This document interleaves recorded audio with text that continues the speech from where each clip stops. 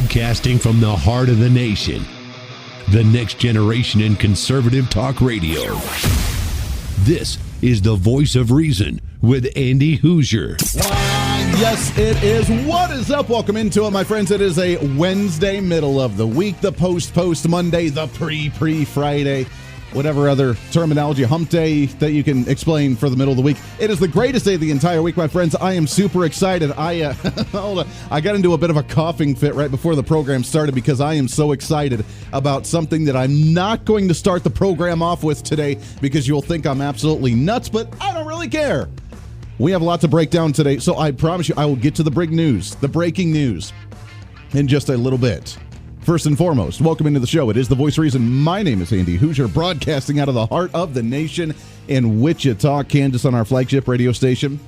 But we are all over the country, multiple stations and TV, live streaming, podcasting. However you watch or listen to the program, welcome aboard. Do it live! Your Millennial General reporting for duty, like we do every single day. All right, Edward Barlett coming on the show at the bottom of the hour. He is the founder and president of the International Council for Men and Boys. We'll talk about the Democrats, the progressives, and their attack on men, the anti-male movement that we've seen across the nation, and the sexism from the other side, according to Ed. And we'll talk about what's going on there, how we can raise proper boys in today's society. Kind of a challenge today, right? A little bit difficult. So we'll get to that here in just a little bit. All right, there's a lot to get to. First and foremost, there's a lot of more news coming out, as usual, out of Washington, D.C. What's trending today? First and foremost, we have our new leaders for both chambers with the majority in the House and for the Senate. Speaker of the House has been named again as Mike Johnson, the Speaker of the House prior, and he won with no opposition, essentially, and leading that again. Now, remember, all of the House seats have not been counted from the election. We're a week and a day out, and yet we still have like 14 left that are lingering out there that we have not called because they're so close. They're either doing they're doing recounts, or they're doing audits, or they're trying to figure out what's going on, or they're just really slow states and counties trying to bring those in. So we're still on track. We do have the majority. It's just how much of a majority that we're going to have. My prediction is still we're floating between like 220 and 222. So I'm optimistic about that. That could change as things go forward. But right now we're sitting at like 219 officially. We'll see what happens moving forward. The other big news that's maybe not on the best side of the news right now, John Thune, senator from South Dakota, is the official Senate majority leader for the Republican side. And not too many Republicans, especially Trump supporters, very happy about that one. Now, I'm still flying so high from the elections that I'm not going to let some bad news get to us because that's minuscule compared to what we have been dealing with before, with a one-vote minority in the Senate and Mitch McConnell, Mr. Squirrel Cheeks himself, that has been really holding up the Trump agenda and the Republican movement. John Thune, more than likely, is going to be acting a lot like Mitch McConnell. However, there's still plenty of opportunity for us. I mean, he's not going to be able to dictate everything, and we will be able to put pressure on John Thune to decide what he's going to do to work with Donald Trump. He's openly said he's willing to work with Donald Trump, and yet they wanted to try and hold just a little bit of that establishment holdout on the Republican side, but it's not going to really work too well for them. There is a mandate for Republicans, and we've made it very clear that we were very upset with the way they handled things back in 2016 when Donald Trump took office the first time, and that we had all these promises. We had the House, we had the Senate, we had the presidency, and we didn't do a whole lot with it. And we could have gotten so much more done. And it was because of the own bickering inside the party. And I'm telling you, if we do that again, Republican turnout's going to take a very long time for us to promise, for us to trust the party again to actually do what they say they're going to do. So, John Thune, here's the message to you, my friend. Work with Donald Trump and get it done. He may be an establishment kind of guy. He's got an F rating when it comes to the Conservative Review for his rating, but at the same time, we can put pressure on him. And when every other Republican senator is forcing an issue, forcing an agenda, forcing a piece of policy or legislation to get up on the Senate floor to vote on, he's not going to be able to just hold it and just put the blinders on and pretend it doesn't exist. It's not going to happen.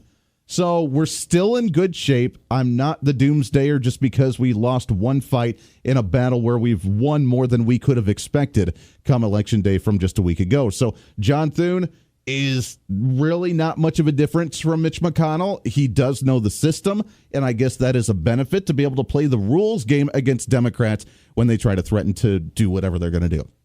So there's that. On the other front, we also have some other news from more nominations. What's trending today? And they're really starting to get interesting. Let's be honest. There was a couple big announcements just briefly right before the program started with the announcement of the new Attorney General nomination from Donald Trump, none other than Congressman from the state of Florida, Matt Gaetz. Whoa. That was a big one. That was just announced recently with Matt Gaetz potentially becoming the... Can you imagine how angry someone like Kevin McCarthy is right now? I mean, Kevin McCarthy, the former Speaker of the House that went with his tail between his legs last year because he lost the speakership and he didn't want to show his face in public anymore. He went to California. He started his own super PAC, and his entire goal was to try to get rid of all those that tried to oust him from the speakership successfully. And now you have Matt Gaetz, who's going to be the Attorney General for Donald Trump. That's wild, man. And Matt Gaetz, he's a fireball, which means he's going to be an Attorney General that really lays down the law in a very bold fashion. That will be interesting to see if he gets confirmed. I don't doubt why he wouldn't be, although there will be some Republicans, I'm sure, that are still in the Senate right now that may not like Matt Gaetz for ousting Kevin McCarthy and being some of that outsider mentality that they think Matt Gaetz may be. So they may try to balk on that one a little bit. But, man, that's a bold conversation right there. Also, there's been a few other ones we mentioned yesterday between Kristi Noem being Homeland Security Secretary, John Ratcliffe, the CIA Director. A big announcement today as well, Tulsi Gabbard officially being announced the Director for National Intelligence. Whoa! I was a little surprised.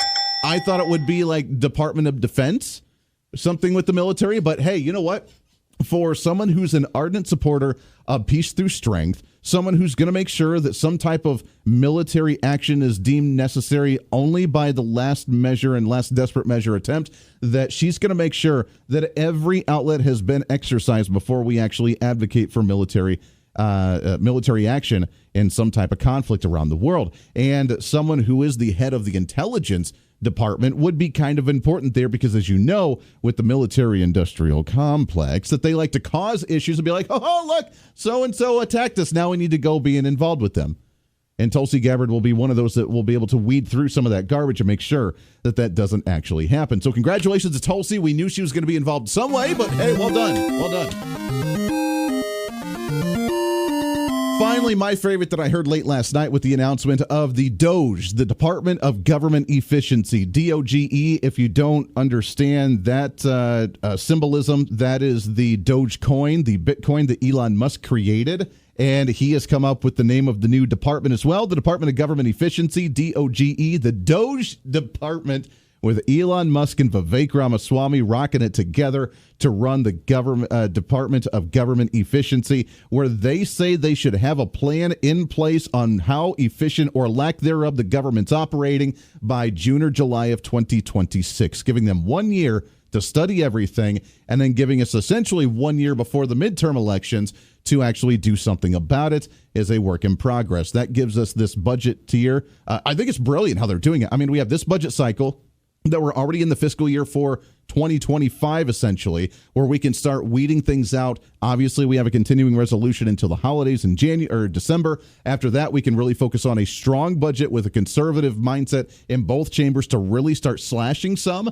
And then we can have a government efficiency report by the next year for the next fiscal year to get us on track. So really excited about that and looking forward to it. All right, those are all the nominations. That was a lot of news and a lot of information, but it's important to keep on track because things are coming in hot and heavy. One more trending story for you. What's trending today? Donald Trump officially making his grand reappearance to the White House today. I can only imagine how the left was losing their minds, squirming in their seats, watching him appear at the White House after being the fascist, Nazi, dictator, authoritarian that he was going to come in, eliminate his political opponents, throw them in Guantanamo Bay, and become the authoritarian that will never leave office. But instead, what did we get? We had Joe Biden smiling ear to ear. I still think he voted for Donald Trump. Him and Jill Biden, who, by the way, went to the polling places last week in a red dress. Some conspiracy theorists say that it was symbolic for her to actually say that they were supporting Donald Trump because they were ousted. The Democrats saying that Joe Biden threw the Democrats under the bus by nominating Kamala Harris in the first place, even though that wasn't their first choice. but his endorsement of her 30 minutes after him stepping down from the race itself, that they have smited the Democrat Party. And now all the rhetoric about how Donald Trump's the most evil, horrible fascist on the face of the earth meets with Joe Biden in the White House, Joe Biden smiling ear to ear and being very friendly to the man himself. Looking forward to having like we said, a smooth transition. Do everything we can to make sure you're accommodated, what you need. And we're going to get a chance to talk about some of that today. So good. Welcome back. Welcome back. Thank you very much. And politics is tough, and it's in many cases not a very nice world, but it is a nice world today, and I appreciate it very much. A transition that's so smooth, it'll be as smooth as it can get, and I very much appreciate that, Jim. You're welcome. Thank you all. There's a couple ways to break that down. I mean, very friendly. We're going to make this transition as smooth as possible. We're really excited to have you here. Anything that you need. And Donald Trump, yeah, politics gets a little crazy, but really happy to be here. And thanks so much for the transition. Like, very friendly encounter. It's so weird after years of the rhetoric, the hate, the ridiculousness that we've had to go through of hearing about how bad Donald Trump is. And then for them, it really does prove the point. And I really hope, I'm talking to you Democrats and progressives right now who just think that truly believe the rhetoric and that Donald Trump was truly the most horrible person on the face of the earth. This proves that to them, this is all rhetoric and it means absolutely nothing, that you can say anything that you want to and it doesn't actually mean anything. There's no substance to it. There's no promise behind it. There's no value or any type of meat behind what you actually say, that you can just say anything on a whim. And that's it. It reminds me again of Kamala Harris on the debate stage in 2020 when she called Joe Biden a racist. And then when chosen for the VP, then she was like, well, it was a debate. Doesn't really matter. It doesn't mean a whole lot. It's just a debate. So he's not really a racist? No, it was a debate. I was just saying things. The proof that when they speak, they lie.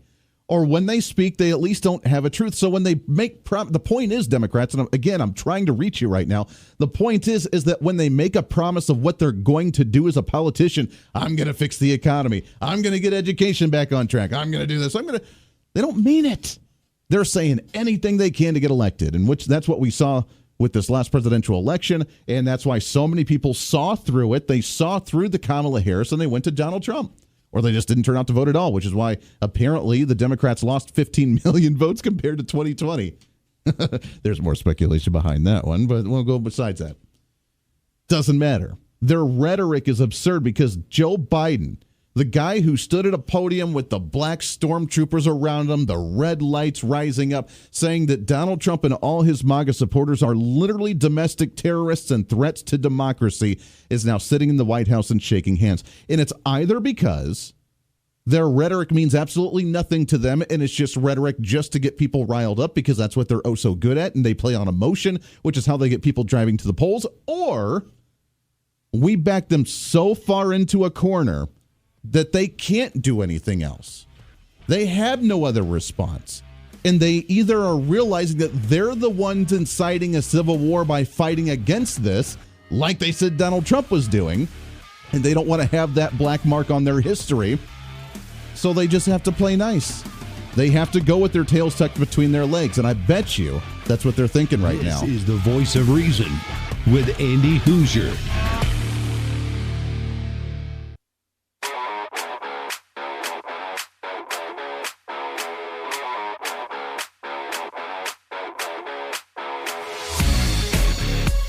When reason meets radio. This is the Voice of Reason with Andy Hoosier. Darn right it is. 24 minutes past the hour. Welcome back into it. Radio, TV, live streaming, and podcasting. However you watch or listen to the show, so great to have you along for the ride for a midweek celebration. Greatest time of the entire week. We're going to carpe diem all over this place, baby. It's what it's all about. The Democrats have been backed into a corner, so either they lie about their rhetoric, which is true, in my opinion, or they're so backed into a corner that they're really trying to play nicely with Donald Trump because, well, Donald Trump was mad when he lost the last time and he caused this whole insurrection thing, and we don't want to do that, and we use that so much on the campaign that now we have to show that we're not that kind of party, accept the results, and let's move forward, which makes me very weary of them when they play so nice and friendly.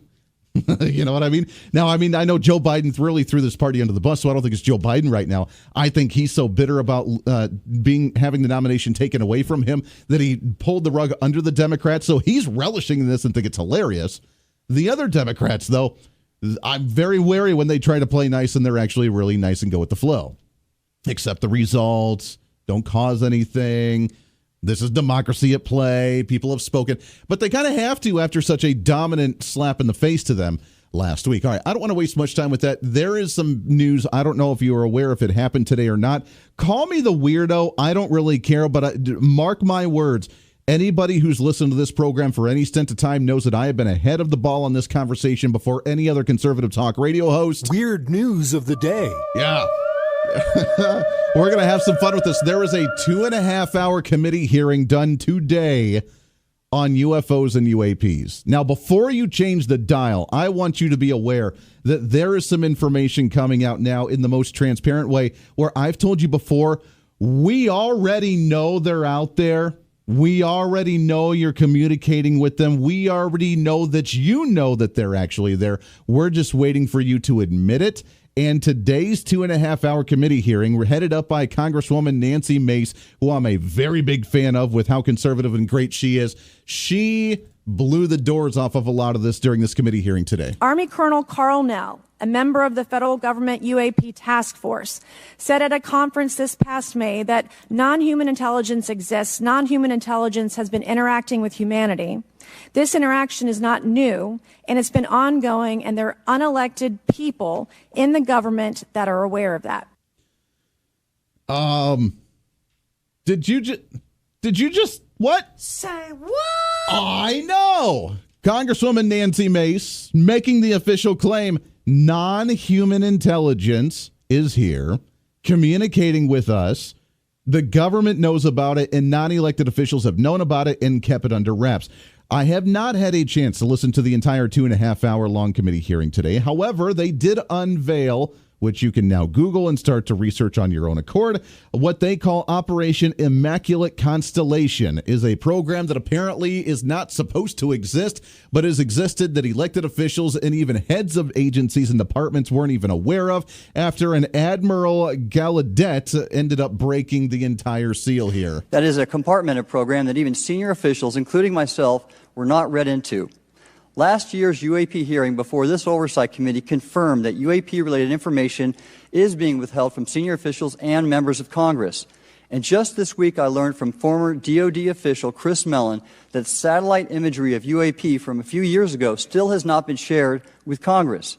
Equally concerning, last year's UAP hearing also revealed that elements of the government are engaged in a disinformation campaign to include personal attacks designed to discredit UAP whistleblowers. Wow, seems vaguely familiar, right? Oh, it's going on, but you're not allowed to know about it. And if you do know about it or you're interested in about it, you're a crazy conspiracy nut. You're absolutely nuts, and we're going to do a disinformation campaign to call you a nut and a conspiracy theorist to where you don't believe it because these aren't the joy you're looking for. It's happening. One of the largest. Now, again, we already know you know, just admit it. That process began today. And we're going to have some more of these blowing the doors wide open on this conversation. The question is, how many people are actually going to pay attention to the fact that this is like earth-shattering news going on right now? This is the Voice of Reason with Andy Hoosier.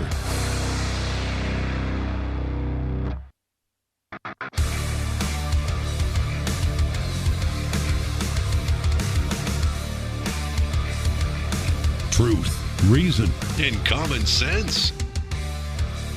This is the Voice of Reason with Andy Hoosier. Having never signed a non-disclosure agreement regarding UAPs and now as a private citizen, I've become an advocate for greater UAP transparency from the government.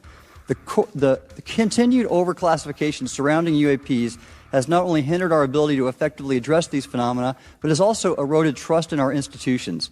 While I applaud previous bipartisan legislation passed by Congress concerning UAPs, a more comprehensive approach is needed to address the broader implication of UAP on public safety and national security, as well as the socioeconomic opportunities that open UAP research could unlock. Wow. I'll tell you what, there was some bombshell information. I haven't even gotten through the entire hearing that went on today in the committee, but that was, again, Admiral Gallaudet that was speaking in front of the committee. That was run by Congresswoman Nancy Mace on the UAP breaking news. Now, obviously, there's so much information going on with nominations from Donald Trump going to the White House, hanging out with Joe Biden, and, of course, legislation we're working, all this other normal things that we do. Then we had this bombshell committee today that just, blew the doors off. Weird news of the day. I'm telling you, I don't care. Call me crazy all you want to, but we're the first ones talking about this and making worse. Again, government, we know that we know all about it. We're just waiting for you to actually confirm it, which is, it sounds like, what we're finally starting to get to little by little. All right, let's shift gears a little bit, shall we? What's trending today? Let's get to our guest, shall we, as we talk about maybe the non-aliens. Although, I guess if someone wants to identify as an alien, I guess that's the kind of conversation that we're in today. That's what society's led us to. If they identify as something different, and it has been kind of an ongoing woke, quote-unquote, movement to go after men and boys, masculinity, the family unit, and what boys and men are allowed to be in society. How can we get back to that? And are we starting to get back to that maybe after the election that happened last week and the resounding vote that we saw of saying we have rejected this anti-man wokeism in this nation? Talk about some of that and more. He is the president of the International Council for Men and Boys. Really happy to have back on the program. It's been a while. Edward Barlett. Ed, how are you, my friend? I am doing wonderful, and I'm riding high from last week's election, Andy. How about you?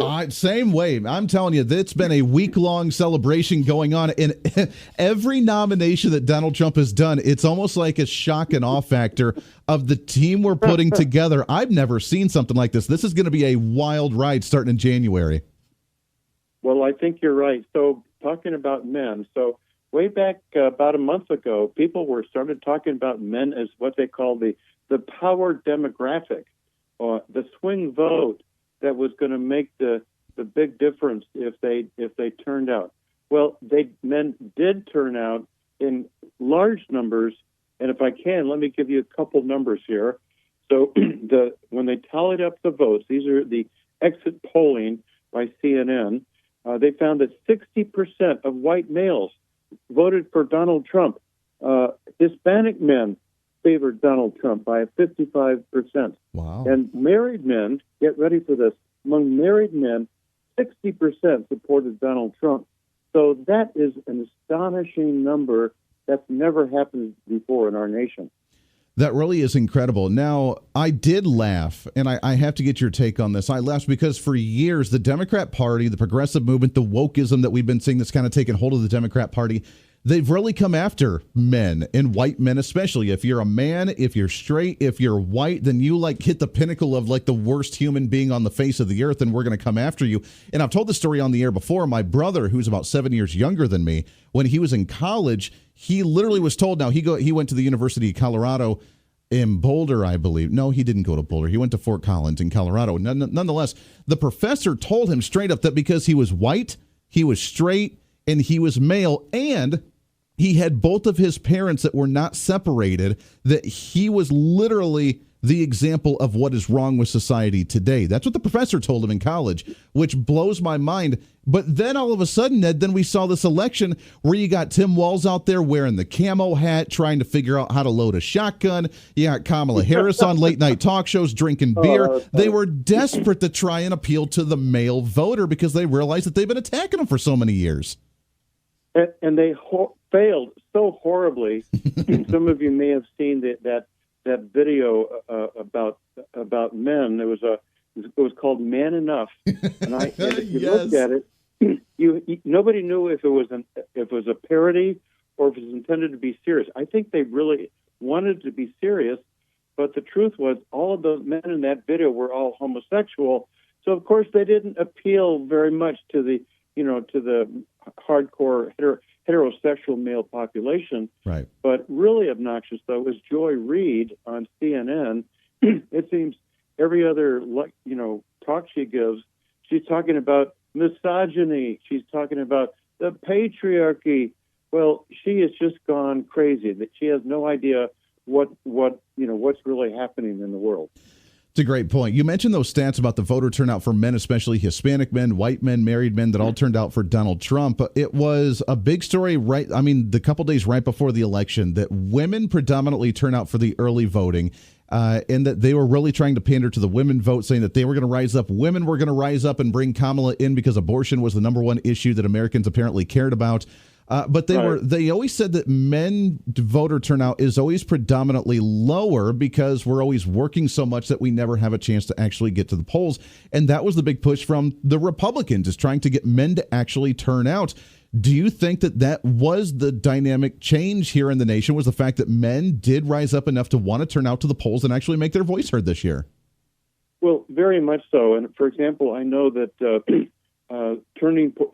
group called Turning Point, they actually went to fraternities around the country and just registered college-age men. They'd never voted before, but that's an example of the efforts that were done to get men involved. My organization also did, press releases about the importance of the male vote and so forth.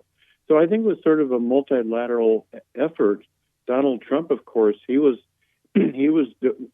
appealing to the male vote, not in a crass or overly overt way, but just I think his sense of masculinity really appeals to a lot of men. Yeah. Do you think Tim Walz, I know this is kind of a rhetorical question, but did Tim Walz appeal to the masculine alpha male at all during this campaign when he was out there and using his jazz hands and waving trying to do the whole, we're going to run this line of camo hats that say Harrison Walz on it? Like, did he appeal to the male demographic at all during this last election? Well, just think about that ad he did about hunting quail, right? Well, supposedly he was carrying his own shotgun, but he didn't know how to load it. Yeah. He didn't succeed in shooting any quail at all. I didn't even see a hunting dog in the photograph. It was a complete bust. It was just a joke. Yeah.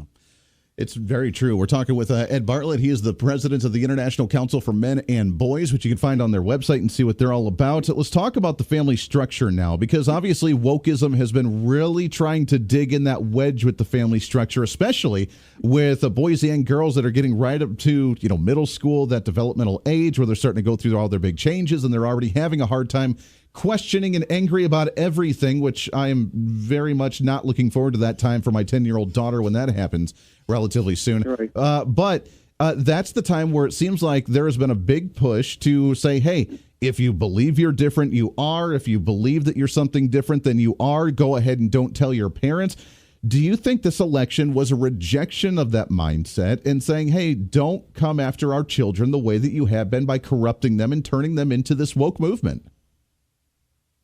Yeah, absolutely. I mean, that's an issue. The transgender stuff is an issue I've been following, and there've been so many reports in the women's sports arena of female volleyball players who have had a ball spiked at their head and they ended up unconscious. There was that basketball game in New Hampshire where the girl was basically knocked to the ground by a male competitor. I mean, this is beyond absurd. This is so obnoxious. It's such a, as you know, there's a law called Title IX that's supposed to end sex discrimination. But heck, the Kamala Harris campaign thinks that discrimination must be a good thing. Well, they're all about it. I mean, apparently that it's okay if men can go in and start competing with women's sports because that's the fair thing to do. So it kind of sticks it to the women, which really drives me to the next point for the women demographic. Why are they okay with that and continue to support the agenda that's getting rid of their own identity? You're no longer a mother or a woman. You're now a birthing person. Like, who's okay with that? Yeah, I'll tell you the answer to your question, and the answer is Karl Marx. Karl Marx not only wanted to eliminate economic disparities, he wanted to eliminate all social disparities or differences, including differences of male and female. So what better way to get rid of those differences than invent a new category called transgender? And you can change your gender at will, from any time of the day, any day of the week. And so it's Karl Marx. And so we know that feminism is based on Marxist ideology. That's why feminists just fell in line with the Marxist command. Oh, okay, we're gonna push the transgender message this year. It's so wild. I've always asked the question on, especially feminists, like the radical feminists that are out there, women can do anything that men can, on what their stance has been on this issue of we support women, but now men are dominating women in the industries we fought so hard to do because we're so much equal, on where they stand on such an issue like that. I find that kind of interesting. Ed, hang on the line. We got to take a hard break here. It's Ed Barlett, the International Council for Men and Boys. You can find their website representing the boys and men across the nation. When we come back, I want to talk about the pushback from wokeism, even maybe at the higher education level, the masculinity confession booths, the ones that attack the ultra alpha male that's out there. Is there a rejection of that? And is that mindset beginning to fade away for normalcy maybe to return? We'll do some of that when we come back. One more segment left right around the corner here for a Wednesday on The Voice of Reason. Stay here. This is The Voice of Reason with Andy Hoosier.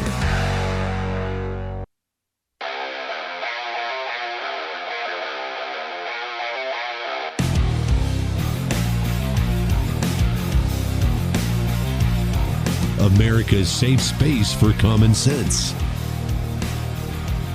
This is The Voice of Reason with Andy Hoosier. All right, it is. Welcome back. Isn't it so great to have you along for the ride here? Just a couple minutes left here as we continue to rock through a midweek celebration. Want to tell you about my friends over at Americans for Prosperity. As you know, they were the boots on the ground. They did so much in helping Republicans get elected and conservatives get elected all over the nation. Even though they're nonpartisan, they do fight for conservative values, and they have been boots on the ground this entire election season, hitting thousands, tens of thousands, hundreds of thousands of doors all over the nation, as they are the largest grassroots organization with more than 4 million advocates nationwide, chapters in every single state, and you can be part of that movement as well. Go to the website, prosperityispossible.com. It's very simple. Just type in your email. That's all you have to do. Poof, done. That's it. Type in your email. They'll send you information on how to stay up to date, on what policies we need to focus on how to call your legislators to focus on certain issues, and what you can do to help in your local community. Because as you know, politics is at a local level, and you can be part of that. Americans for Prosperity, you can find their general website, americansforprosperity.org, or find their website and sign up at prosperityispossible.com. Right now, we're hanging out with Ed Barlett. He is the president of the International Council for Men and Boys, representing the males in society, which has been long in coming, and I think there's a bit of a reset in society right now. Ed, I teased it going into the break. There's been obviously a big push in higher education for the reforming of men. You need to go to your masculinity confession booth. You have to be the beta male. You have to be the soft guy. You have to do this because you are the problem with society. Do you think that mindset, not only from the election being rejected with that idea, but just in general, is that phasing out? Is that phase over in society? Are we getting back to normal, do you think, or do we still have some ways to go? Well, Andy, I think we are beginning to head in the right direction. That said, we have a long way to go. And, you know, I mentioned earlier Joy Reid on CNN. I mean, you talk about the feminist response to the election results, and I'm going to just say the word. The way they are talking is hateful. Yeah. When they talk about trying to shame and blame men in every way you could imagine. Let's just recognize feminism is not about gender equality. It's all about female superiority, toppling the patriarchy. Those are their exact words. So let's realize we have a fight ahead of us to restore, basic concepts of, male and female being truly equal, not the same, but equal opportunities so we can, have healthy marriages again. Yeah, what a concept. Yeah, they are going to go out kicking and screaming, and they're going to go fighting every step of the way. But you're right, that's all they have. I mean, there's been some rational breakdown of the election from last week of, hey, Democrats didn't message properly, they didn't resonate with voters, they're not relating to their constituency, and all of that is absolutely correct, and they need to really hone in and focus on that part of it. But you're right, there are the radicals that Joy reads, and then like Sunny from The View, where she literally said that the Hispanic county, Starr County in Texas, that's 95% Hispanic, that hasn't gone Republican since the late 1880s, that went for Donald Trump 60-40 in that county for the first time. She said that all of those Hispanics, both men and women, were misogynistic, not because they deal with the border issue and that they have to deal with cartels on a daily basis, but because they're all sexist for not voting for Kamala Harris. Like, when you have that kind of messaging, that is really out of touch with your constituents, isn't it? Yeah, and of course, there have actually been good surveys. The Pew Research did a good survey. They actually found that it was women who were more likely to select their candidate, of course, Kamala Harris, on the basis of sex. More than men were selecting Donald Trump on the basis of his sex. So if there is any sexism in the election, it was clearly working in favor of Kamala Harris. Yeah. It is unfortunate. Ed, we got just about 30 seconds here before we have to wrap things up, but talk about your organization. What can you do to help the males in society find their manliness, their masculinity again? Well, come to our website, menandboys.net, menandboys.net. We're challenging all of these stereotypes. We're challenging these false narratives that feminists are putting out there. And we're highlighting that men, in fact, are lagging in many areas. Men are trying to catch up. So let's tell the truth about this stuff and stop shaming and blaming men. That's what it's all about. menandboys.net. Go and check out the website, see what they're all about. Let's bring back the family unit, and let's bring back the role for males and boys, which gives them purpose, which, oh, by the way, might help just a little bit as well with some of the mental health issues that we have in the nation that we somehow don't know how to solve as well. Ed, keep up the fight, my friend. I appreciate the conversation. Great stuff. Let's do it again soon, brother. All right. Good to chat with you, Andy. Hey, you take care. You as well. Likewise. We'll get you back on again and more frequent than what we have in the past. It's been a while since we've had you on, so it's good to chat with you. Until then, back at it again for a Thursday tomorrow. Be your own voice of reason. This is the Voice of Reason. We'll see you on the radio. Bye.